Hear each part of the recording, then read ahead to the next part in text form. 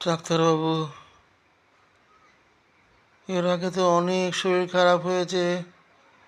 আপনি chemotherapy, physiotherapy করে আমাকে ভালো করেছেন।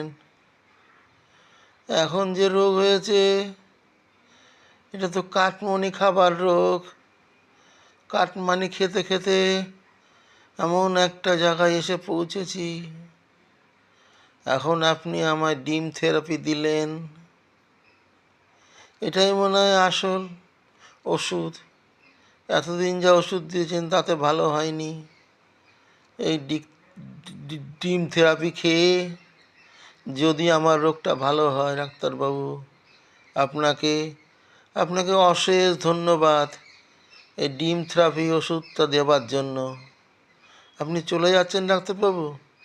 ঠিক আছে, যান।